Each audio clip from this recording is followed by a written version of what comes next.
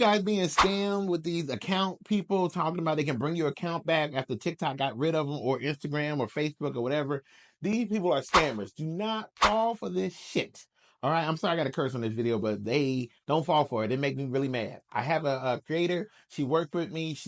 Got her account taken from TikTok because she was in the car and they took her account. She's very desperate to get her money back. She owed $900 back to TikTok.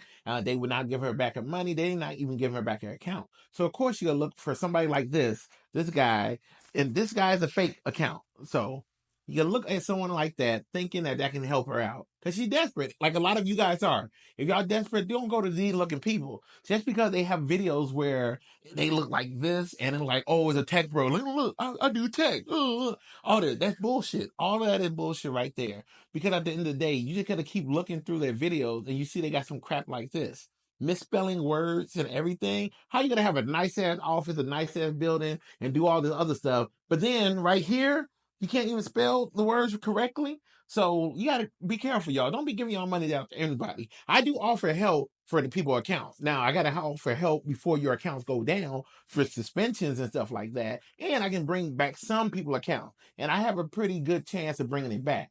But people who are promise you that they can bring account back, they can pay the money, and then they're gonna try to take advantage of you. And most of these people are scammers. So if it looked too good to be true, at least I make videos. I talk to you. I'm here.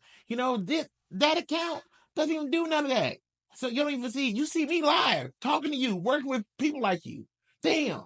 So anyway, check with me and my agency, and I can definitely work with you about accounts being unsuspended and everything like that.